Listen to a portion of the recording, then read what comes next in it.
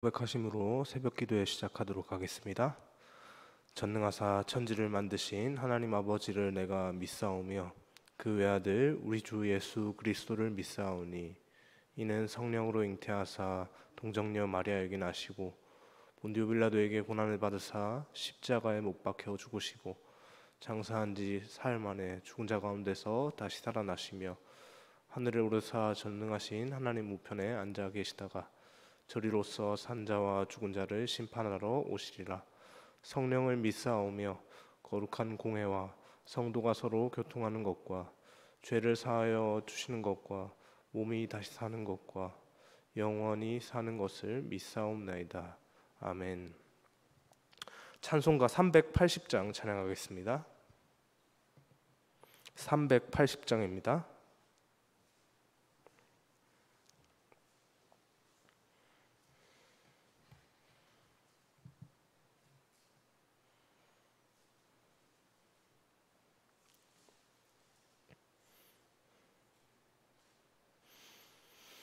나의 생명 되신 주님 앞에 나아갑니다. 주의 흘린 보혈로 정케하사 받아주소서. 날마다 주를 찬송하겠네. 주의 사랑 줄로서 나를 굳게 잡아매소서.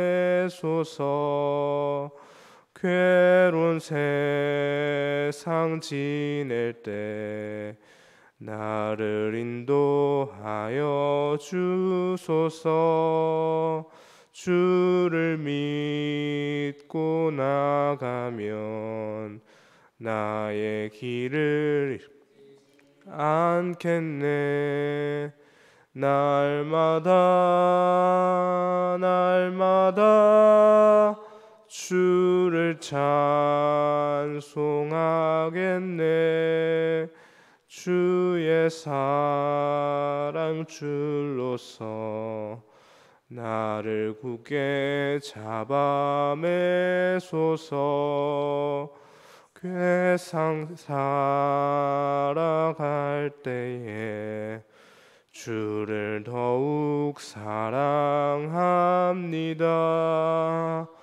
밝고 빛난 천국에 나의 영혼 들어가겠네. 날마다 주를 찬송하겠네. 주의 사랑 줄로서 나를 잡아매소서. 아멘. 아멘.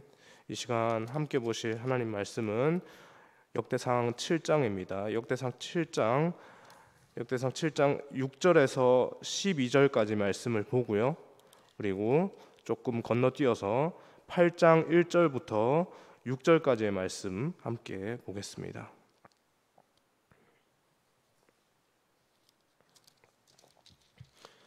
역대상 7장 6절에서 12절까지 말씀 먼저 보고 8장 1절에서 6절까지 말씀도 함께 보겠습니다. 네, 제가 먼저 찾으셨으면 7장 6절 말씀 읽겠습니다. 베냐민 아들들은 벨라와 베겔과 여디아엘 세 사람이며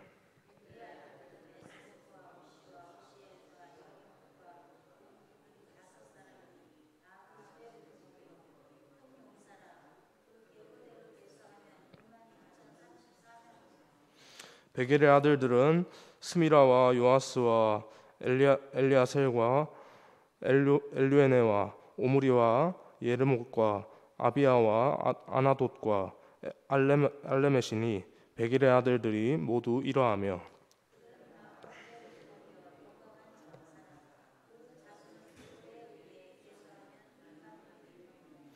여디아엘의 아들은 빌하니요 빌한의 아들들은 여우수와 베냐민과 에훗과 그나아나와 세단과 다시스와 아이사할이니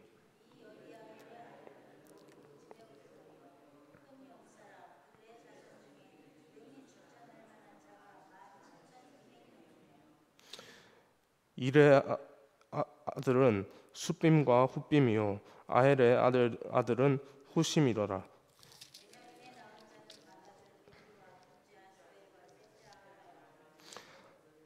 넷째 노아와 다섯째 라바이며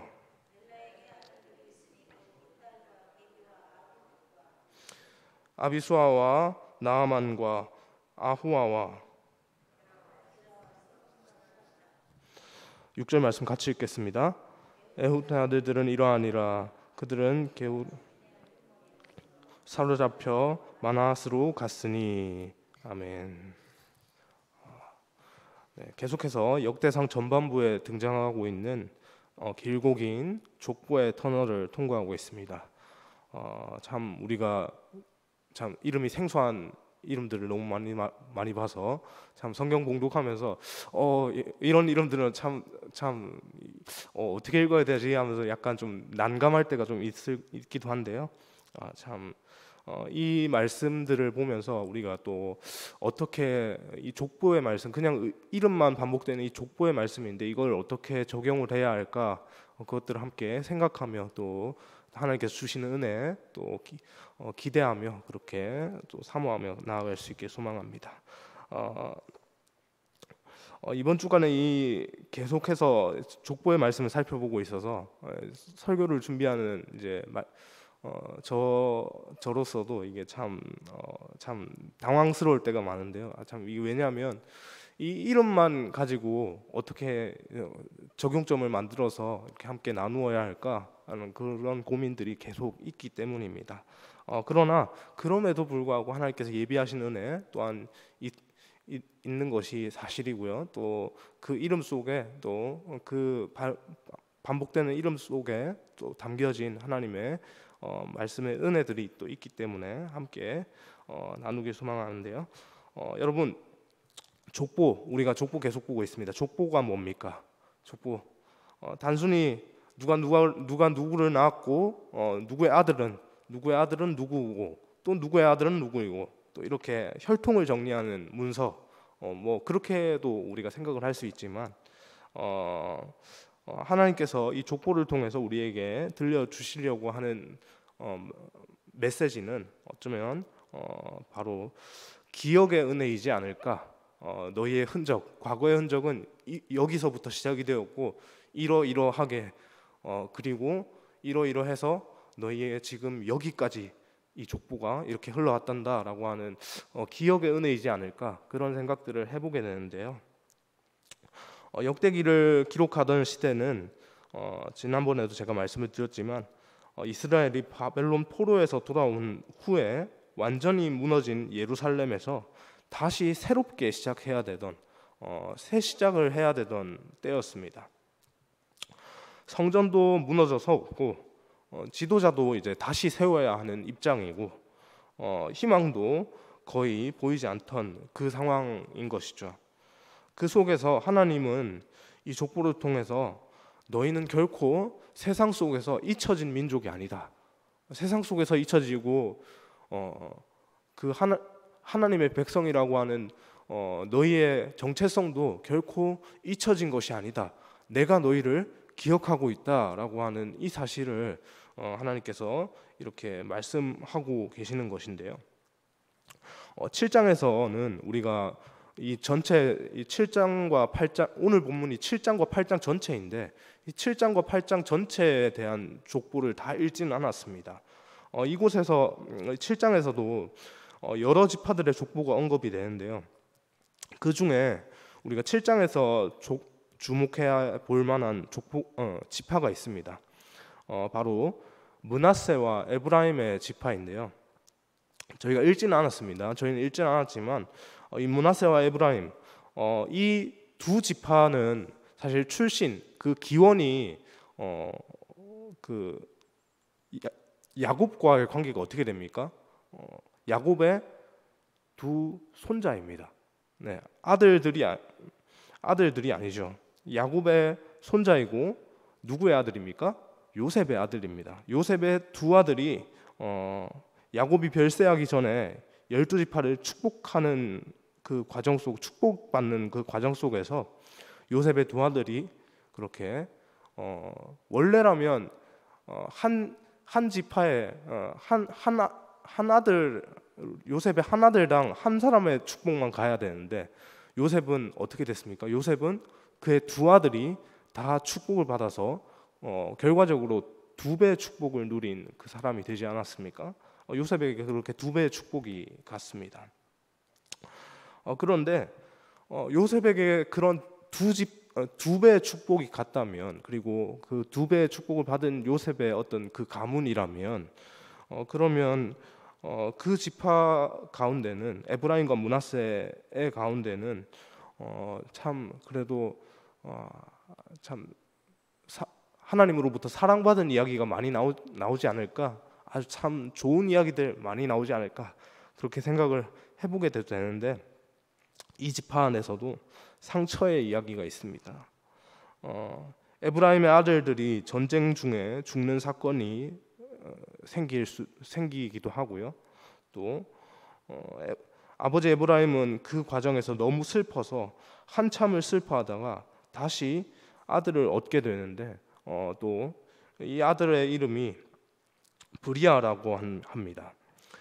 재앙 가운데 태어난 자라고 그렇게 성경에서 그 이름을 그렇게 볼 수 있는데,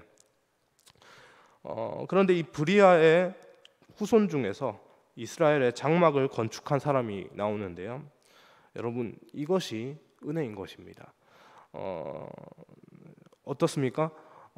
에브라임의 그 상황 가운데 이게 완전히 난 이제 내 아들이 죽었으니 이제 끝났다라고 그렇게 생각되는 그때 하나님께서 어떻게 하시는 겁니까? 다시 브리아를 그에게 주시고 그 후손을 통해서 다시 어떻게 합니까? 이스라엘의 장막을 건축하는 새로 세우는 사람이 등장하게 되는 겁니다. 그런 축복을 또한 주시는 것이죠. 무너졌다고 해서 끝나고 이제 완전히 이제 희망조차 다 사라지는 그런 것이 아니라는 사실을 너무나도 잘 보여줍니다. 상실과 슬픔이 우리의 삶 가운데 그리고 모두의 삶 가운데 때때로 찾아올 수 있지만, 그러한 상실과 슬픔, 이것이 결코 끝이 아니라는 사실이죠. 그 가운데서도 하나님의 계획은 결코 중단되지 않고 우리를 향해서 계속해서 뻗어나간다는 사실을 하나님께서 이 족보를 통해서, 오늘 본문을 통해서 또 말씀을 하시는 겁니다. 여러분, 또 한 가지의 이야기가 있습니다.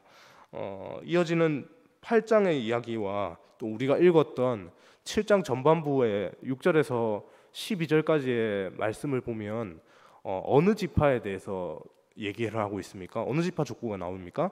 베냐민 지파 족보가 나옵니다. 이 베냐민 지파의 족보, 이 가운데 참 주목할 만한 인물이, 아주 우리에게 너무나도 잘 알려진 한 인물이 있습니다. 그 사람이 누굴까요? 그 사람의 이름은 사울이라고 하는 인물이죠. 사울 누굽니까? 통일 이스라엘의 첫 번째 왕입니다.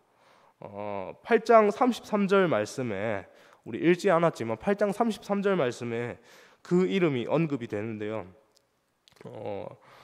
하나님께 버림받은 왕, 실패한 리더로서 기억되고 있는 사울 왕입니다. 여러분, 역대기의 기록 목적이 무엇이라고 말씀드렸습니까?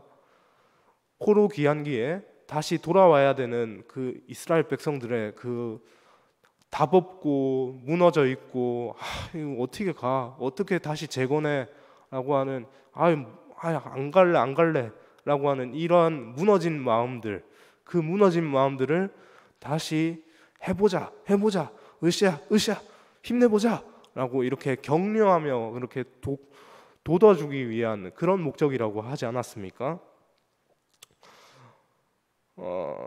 그래서 그렇게 하기에 사실 제일 좋은 것이 민족성을 일깨우는 작업이었기 때문에 맨 처음에 그 족보의 시작이 유다 지파로서부터 또 시작된 것이 또 의미가 있다라고 그렇게 말씀을 드렸는데요. 그런 점을 염두에 두시고 여러분이 만약 역대기의 기자라면 이 족보를 어떻게 기록하시겠습니까? 당연히 여러분이 역대기 기자라고 하더라도 그러한 관점에서 역대기를 쓴다 하면 으쌰으쌰 힘내도록 도와줘야 되지 않습니까? 그러면 안 좋은 얘기 쓸까요? 좋은 얘기 쓸까요? 가능한 한 격려가 되고 힘이 되고 와 우리가 이렇대 화이팅 힘내보자 라고 할 수 있도록 그런 의미가 아주 긍정적이고 좋은 역사들의 이야기들로 많은 그 책들을 많이 채워갈 겁니다. 그렇게 되니 따라서 반면에 이스라엘의 어두운 역사, 이스라엘과 유다의 어두운 역사에 해당하는 좀 부정적이고 하나님께 불순종했던 그런 역사들은 기록을 할까요? 안 기록을 할까요? 기록을 빼겠죠. 빼고 그 사람 이 사람 흔적들 굳이 어차피 잠깐인데 이 잠깐의 흔적들 사실 날리고 다시 시작해도 되지 않냐라고 그렇게 생각하고 그냥 그 흔적들 없애버릴 수도 있습니다. 그렇게 할 수도 있는데 그럼에도 불구하고 이 역대기 기자는 베냐민의 기록들을 남겨두었습니다. 베냐민이 누가 속한 지파입니까? 사울이 속한 지파입니다. 사울 하나님 앞에 불순종으로 그렇게 범죄하며 하나님께 버림받은 인물 아닙니까? 그 인물인데 하나님께서는 그 인물의 이야기, 그 인물이 속한 베냐민 지파의 이야기들을 이스라엘의 그 민족성을 일깨우는 이 책 가운데 완전히 삭제하지 않으시고 그럼에도 불구하고 베냐민의 역사는 계속되어야 한다라고 하며 베냐민의 이야기 또한 그렇게 같이 삽입을 해서 그렇게 읽어 나가도록 그렇게 했습니다. 이것이 놀라운 것이죠. 보통 우리가 족보를 만든다고 해도 굳이 이스라엘의 이런 족보의 오늘 역대상의 이런 기록 목적에 뜻하지 않더라도 따르지 않더라도 우리의 관점에서 족보를 만든다고 하더라도 안 좋고 뭐 범죄 저지르고 사기치고 뭐 다른 사람 뭐 살인을 저지르고 이런 범죄한 사람들의 이야기들을 족보에 싣고 싶겠습니까? 결코 그렇게 하지 않을 겁니다. 그런데 하나님께서는 실패한 사람, 상처 있는 가문도 하나님께서 끝까지 기억하십니다. 그 역사는 끝까지 계속되어야 한다 라고 그렇게 하는 것이죠. 그들의 이름을 결코 삭제하지 않으십니다. 왜냐하면 하나님은 실수를 통해서도 역사하시고 또한 실패한 사람도 다시 용서하시고 다시 일으키실 수 있으신 분이시기 때문이죠. 여기서 우리는 한 가지 중요한 메시지를 발견합니다. 하나님은 결코 우리를 포기하지 않으신다는 사실입니다. 실패한 가문도 상처의 가정도 눈물의 인생도 하나님 앞에서는 우리의 관점에서는 다 끝났고 어떻게 이제 끝났어 이제 이렇게 물이 한가득 엎질러져서 이제 쓸어 담을 수도 없고 끝났어 라고 그렇게 생각할지라도 하나님 손에서는 그 엎질러진 물의 상황 다시 시작할 수 있는 것이죠. 말씀을 정리하겠습니다. 여러분, 오늘 우리가 사는 시대도 마찬가지 아닙니까? 어떤 분은 지금 자신의 삶을 돌아보며 내 인생도 이 본문을 보면서 그렇게 생각을 하실지도 모르겠습니다. 내 인생도 이와 같다, 다르지 않다, 이미 틀렸지, 끝났어. 이미 지금 그렇게 됐는데 어떡할 거야 라고 그렇게 생각하실지 모르겠습니다. 가정도 직장도 신앙도 좀 무너져 있는 모습들이 보일지 모르겠습니다. 어떻게 수습해야 되지? 답이 없는데? 라고 생각할지도 모르겠습니다. 하지만 성경은 우리에게 분명히 말을 합니다. 하나님께서는 무너진 자리를 기억하시고 회복의 손길을 내미시는 분이라는 사실입니다. 족보 속에서 잊혀지지 않는 그 이름들처럼 우리 역시 하나님께서는 절대 우리의 이름을 결코 잊어버리지 않으십니다. 한 명 한 명 다 기억하고, 내가 너를 기억하고 내가 너를 사랑하고 내가 너를 주목하고 있단다라고 그렇게 말씀하시는 분이 우리 하나님이십니다. 그리고 하나님께서 그 기억하시는 것을 잊지 않으시고 하나님의 때, 하나님의 방법으로 우리를 일으켜 세우시는 것이죠. 이 말씀을 가지고 오늘 하루의 일상도 하나님 손에 붙들릴 수 있게 소망합니다. 열심을 다해 우리의 일상들을 달려나갈 수 있게 소망합니다. 우리의 일상 가운데 지치고 많이 이미 희망이 안 보여서 끝났다 그렇게 단정 지을 만한 상황이 생기더라도 우리의 마음이 그렇게 너무나도 그 단정 짓는 상황 가운데서 끝났어라고 그렇게 그냥 흐름 따라 그렇게 단정 짓지 마시고, 우리 그럼에도 불구하고 하나님께서 우리를 붙드시고 일으키신다는 사실을 기억하며 힘내어서 오늘 하루의 발걸음도 함께 옮기며 그 발걸음 가운데 하나님을 기억하며 하나님께 붙들린 자로서 살아가는 우리 모두가 되길 주님의 이름으로 소망합니다. 기도하겠습니다. 사랑해 주님, 감사합니다. 하나님, 나의 생명 되신 주님을 찬양하길 원합니다. 하나님, 우리의 생명 되신 주님, 그 주님께서 우리의 생명 주셨는데 하나님, 그 생명 되신 주님의 말씀을 우리가 많은 경우에 붙잡지 못하고 하나님, 우리의 현실 가운데, 무너진 우리의 현실 가운데 그 삶이 너무나도 힘들어져서 버거워져서 이렇게 한없이 무너지고 나는 이제 끝났다라고 생각되는 그러한 현실 가운데 우리가 살아가는지 모르겠습니다. 하나님, 그럴 때 하나님, 우리의 마음이 우리의 이런 모습을 바라보는 것이 아니라 그럼에도 불구하고 우리를 잊지 않으시고 우리를 역사 속에서 끝까지 붙잡으시며 당신의 역사 가운데 그 크신 팔로 우리를 일으켜셔서 우리를 인도하시는 그 하나님의 역사하심을 바라보며 소망하며 기대하며 나아갈 수 있도록 하나님 인도하여 주옵소서. 그것을 신뢰하는 가운데 하나님의 놀라우신 은혜들을 맛보아 누릴 수 있는 우리 모두가 되기를 주님의 이름으로 간절히 소망하오며 이 모든 말씀 살아계신 예수님의 이름으로 기도합니다. 아멘.